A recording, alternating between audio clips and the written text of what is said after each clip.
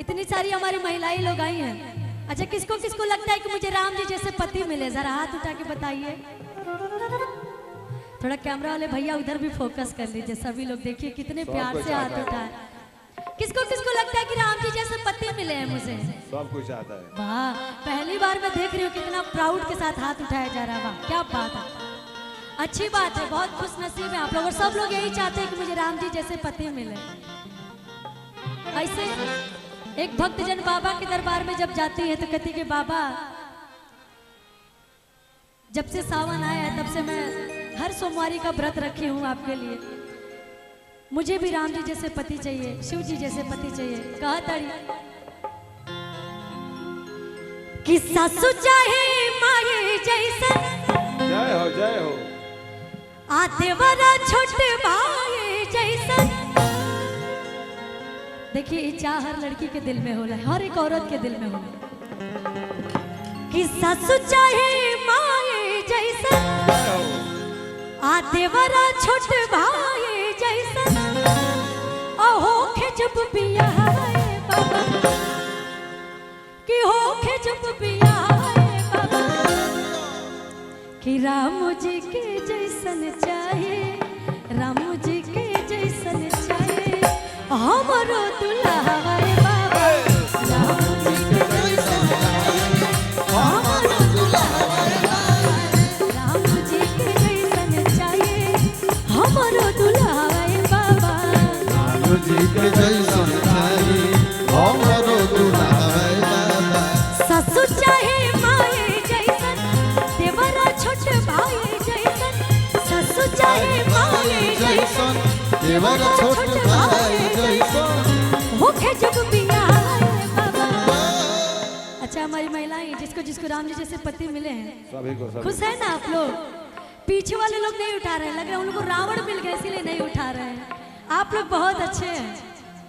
डर अभी भी बना हुआ है कि होखे जब बियाह बाबा, कि राम जी के जैसन चाहिए, राम जी के। छोड़ दीजिए होखे जब बियाह बाबा, राम जी के जैसन चाहे होखे जब बियाह बाबा, राम जी के जैसन, हमारे दुल्हा, राम जी के जैसन चाहे हमारो दुल्हा बाबा।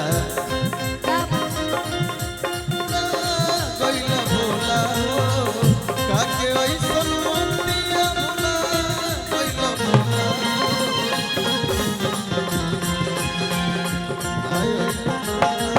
क्या बात है।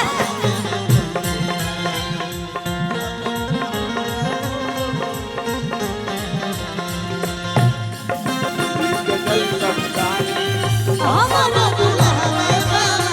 राम जी के जैसन चाहे हमारो दुल्हा बाबा। भोले बाबा रहुआता अंतर्यामी में,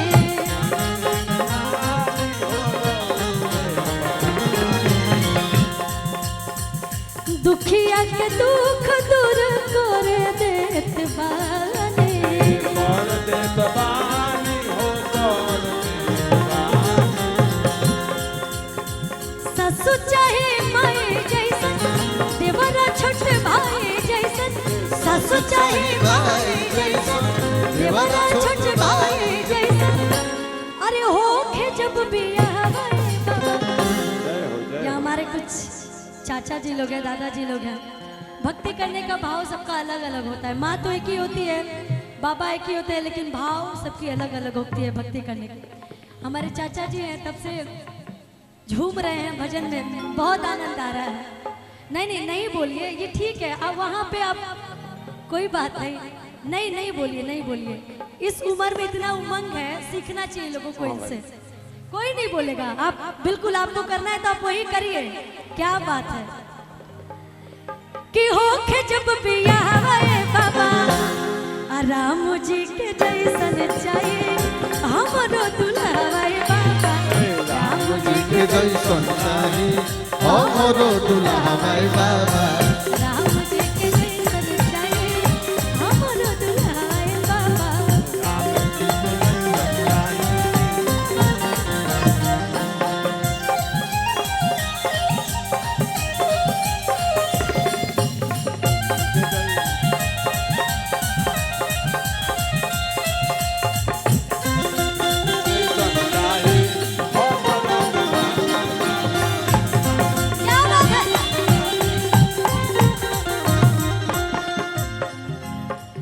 राम जी के जैसन चाहिए हमारो दुल्हा